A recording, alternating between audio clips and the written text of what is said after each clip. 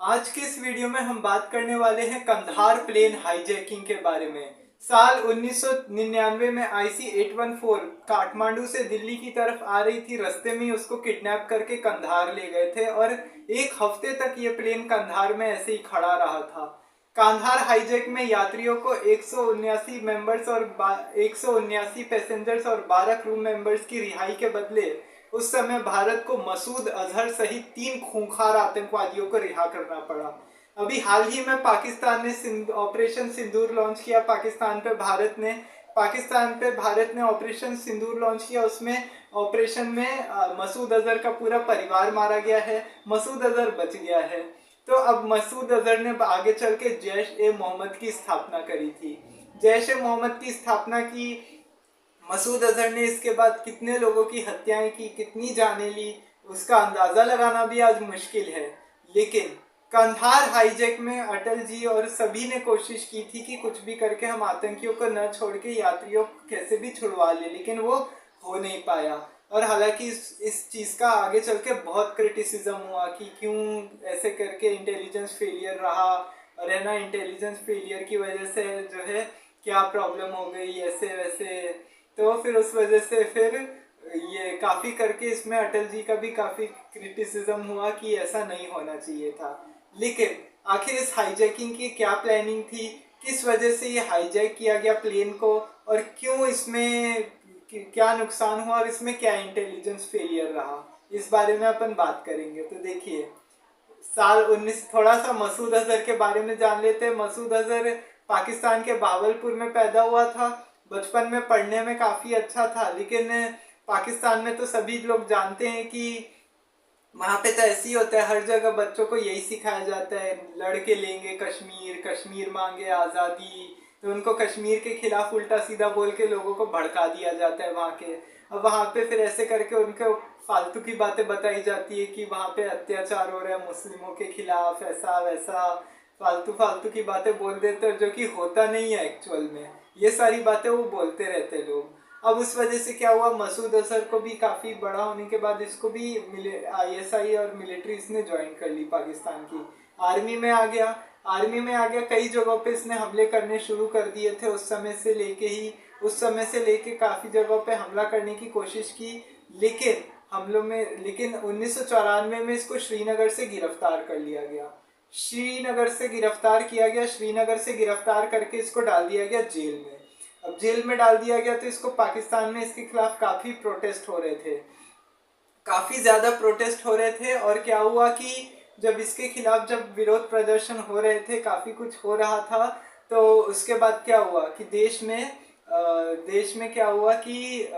में जो है विरोध प्रदर्शन होने लग गए। और उसके बाद पाकिस्तान की तरफ से कई बार कोशिश की गई, कभी जेल में सुरंग खोदने की कोशिश की गई, कभी कुछ किया गया, लेकिन सारी कोशिशें नाकामयाब रही।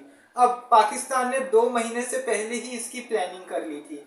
पाकिस्तान ने इसकी 2 महीने से प्लानिंग करके एक प्लेन हाईजैकिंग की प्लान की कि किस तरह से कौन सी फ्लाइट को किडनैप करके है ना लेके जाना है, और है ना ऐसे करके यात्रियों को नुकसान पहुंचाना चाहिए, ताकि इससे पता चले कि ताकि कुछ भी करके इंडिया को मसूद अजहर को तो छोड़ना ही पड़ेगा।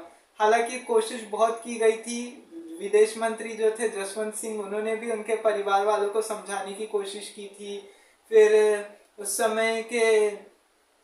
समय के जो वो थे गृह मंत्री थे लाल कृष्ण आडवाणी, वो भी आतंकवादियों को छोड़ने के पक्ष में नहीं थे। कोई आतंकवादियों को नहीं छोड़ना चाहता था ऐसे। लेकिन वही कहते हैं कि मजबूरी का नाम महात्मा गांधी, तो उस वजह से तो आतंकियों को तो न चाहते हुए छोड़ना पड़ा ही। और इसका खामियाजा बाद में भारत ने भुगता। कैसे भुगता? हजारों लोगों की जानें गंवा के। उसकी अभी बात करते हैं। तो देखिए, अब 1999 में पहले से ही प्लानिंग हो गई थी कि पाकिस्तान के खिलाफ क्या वॉर स्ट्रेटजी होगी, किस तरह से कैसे प्लेन को हाईजैक करना है।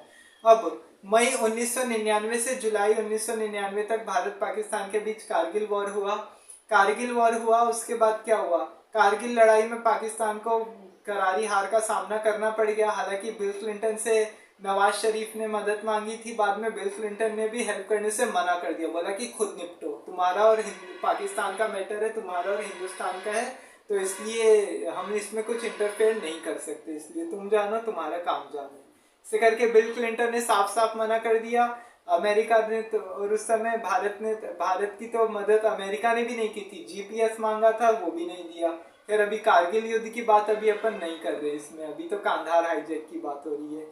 तो अब 24 दिसंबर 1999 की शाम को 4:30 बजे, अब 24 दिसंबर को क्या होता है, अब उसमें क्रिसमस की पहली शाम होती है, क्रिसमस ईव रहती है। सब लोग जानते हैं, पूरा हंसी खुशी का माहौल रहता है सब जगह, हंसी खुशी का माहौल रहता है। फिर उसके बाद क्या होता है कि हंसी खुशी का माहौल रहता है, फिर नए साल भी शुरू होने वाला था, नई नई शताब्दी शुरू होने वाली थी, 2000 का साल आने वाला था। तो सभी लोग एक्साइटेड थे। और ये IC-814 जो थी 24 दिसंबर की शाम को 4:30 बजे, शाम को 4:30 बजे ये काठमांडू के त्रिभुवन इंटरनेशनल एयरपोर्ट पे, त्रिभुवन इंटरनेशनल एयरपोर्ट से ही टेक ऑफ करती है दिल्ली के इंदिरा गांधी इंटरनेशनल एयरपोर्ट के लिए। अब देखिए, काठमांडू एयरपोर्ट पे इन्होंने कोई सिक्योरिटी रहती नहीं थी उस समय, खास ज़्यादा कोई खास सिक्योरिटी नहीं रहती थी। इस वजह से क्या हुआ कि आतंकियों ने वहां पे फिर इसको ही चुना, काठमांडू को ही चुना, क्योंकि उनको मालूम था कि यहाँ पे कोई सिक्योरिटी तो है नहीं। वो एनिमेशंस या हथियार जितने भी है, अगर वो कुछ भी कैरी करके लेके जाएंगे, कुछ भी कैरी करेंगे, सब करेंगे, तो कोई देखने वाला तो होगा नहीं। तो होगा क्या, ज्यादा से ज्यादा छुपा के है ना, छुपा के वो प्लेन में चढ़ जाएंगे ऐसे ही। तो ऐसे करके वो 5 हथियारबंद आतंकियों ने क्या किया, वो प्लेन को हाईजैक करने के लिए वैसी प्लानिंग की।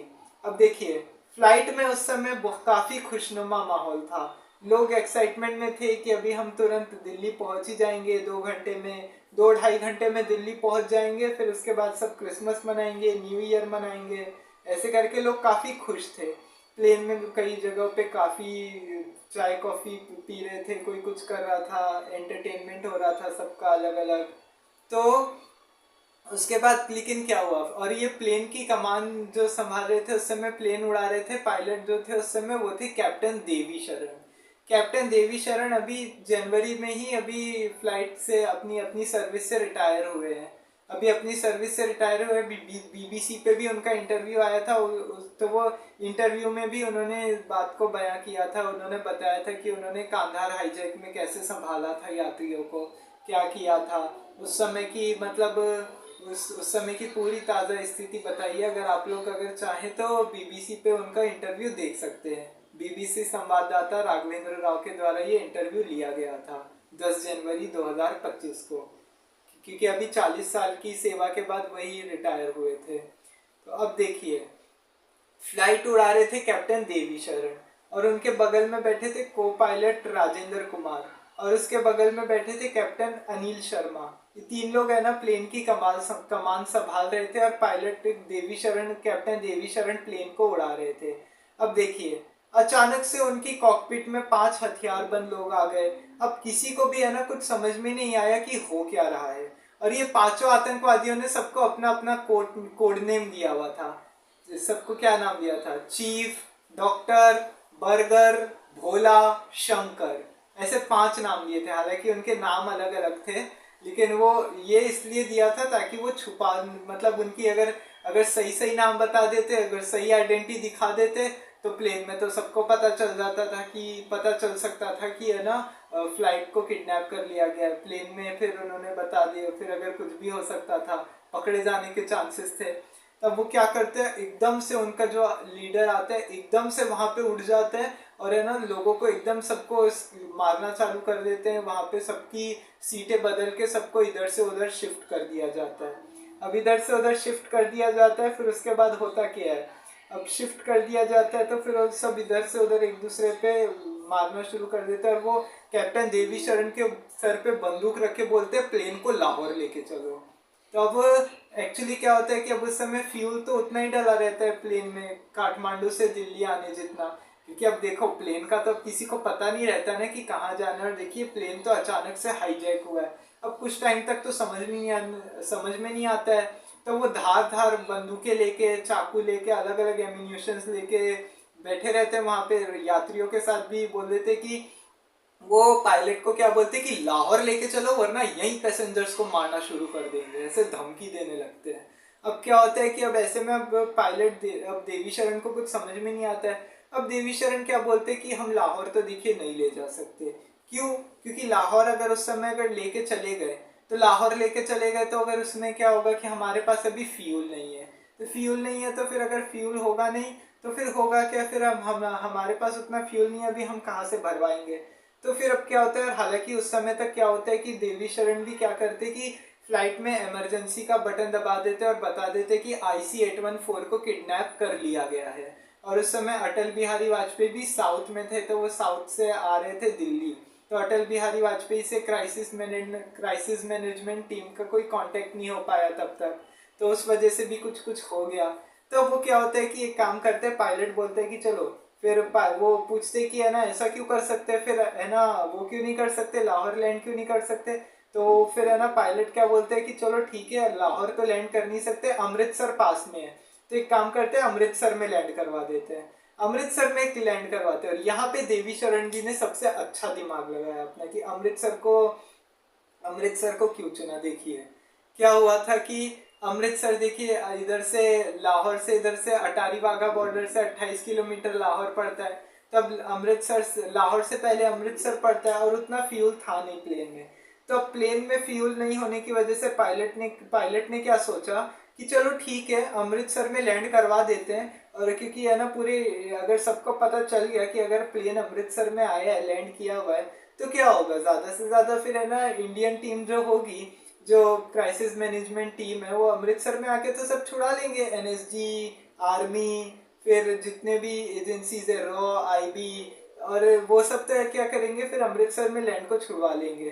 तो अब पायलट ने क्या बोला कि अमृतसर में लैंड कराते हैं। अभी अमृतसर में लैंड कराते क्योंकि प्लेन में फ्यूल खत्म हो चुका है, फ्यूल खत्म होने का बताने का मना कर दिया, फ्यूल भरवाने का।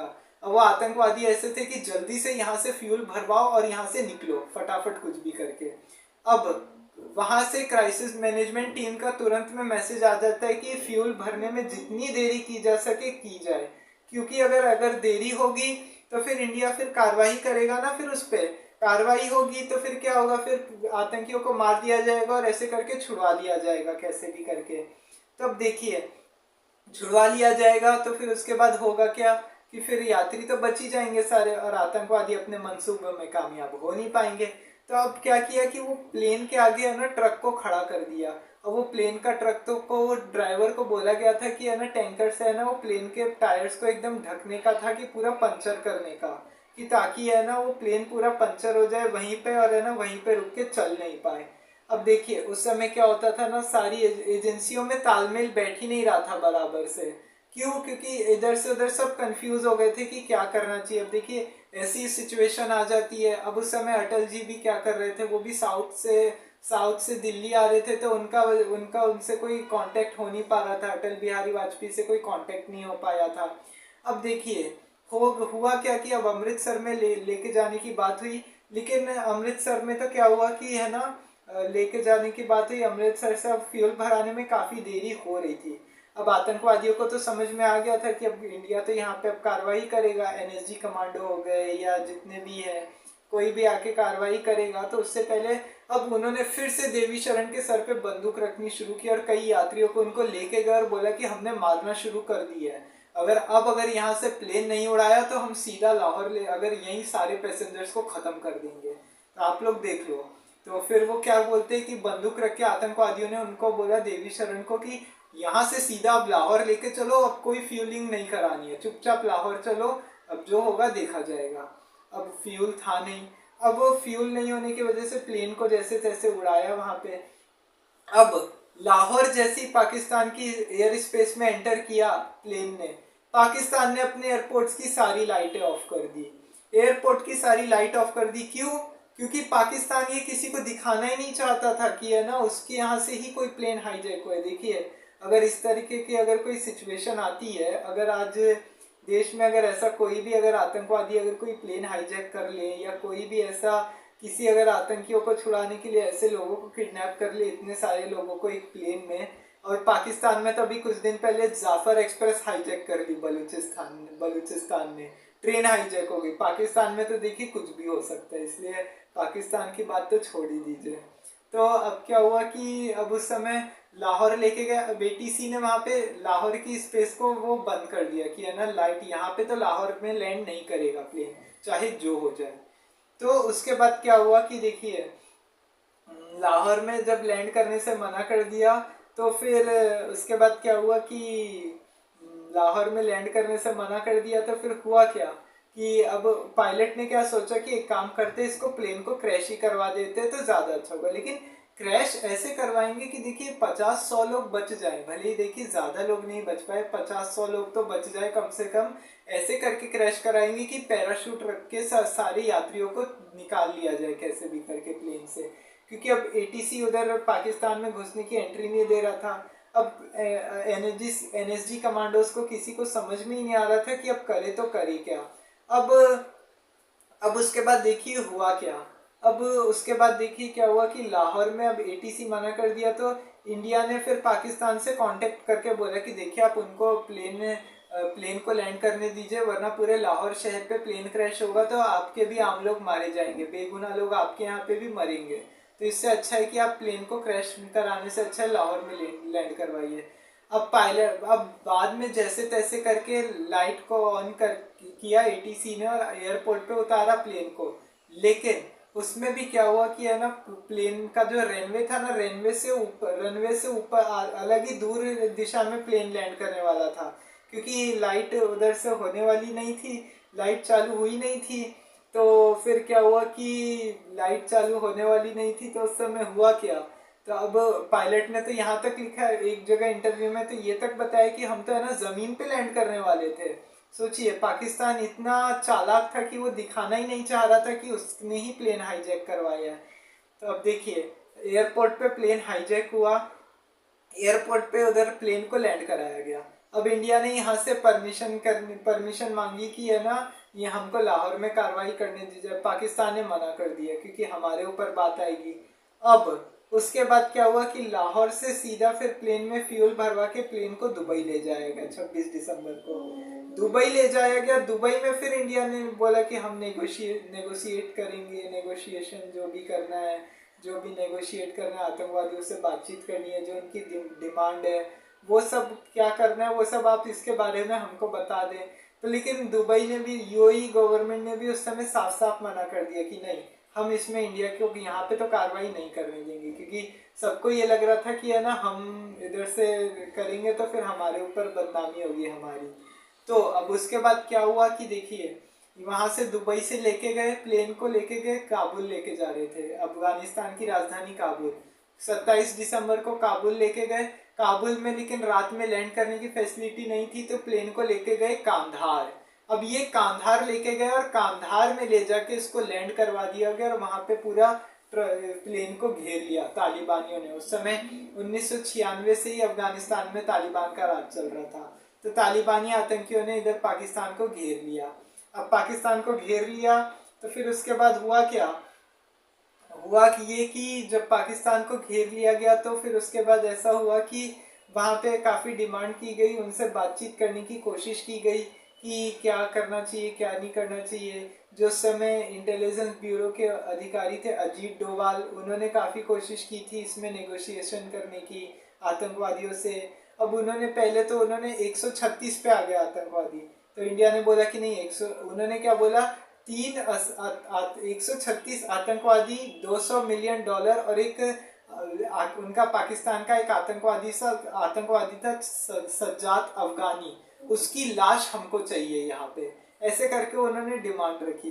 अब पहले तो इंडिया ने तो मना कर दिया कि नहीं, ऐसे तो 136 आतंकवादियों को नहीं छोड़ना है। फिर उसके बाद क्या हुआ कि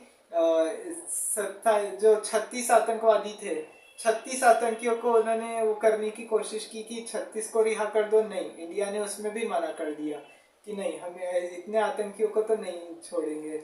अब उसके बाद फिर क्या हुआ, घूमते घूमते ये 3 पे डिमांड आ गई। एक्चुअली सबसे बड़ी बात क्या हो गई, कोई नहीं चाह रहा था कि आतंकवादियों को छोड़ा जाए, वहाँ पे कार्रवाई की जाए। तो फिर वहाँ पे तो फिर आतंकवादियों को इंडियंस तो नहीं चाह रहे थे, लेकिन परिवार के लोग जो थे ना उनके, वो बाहर प्रोटेस्ट करने लग गए।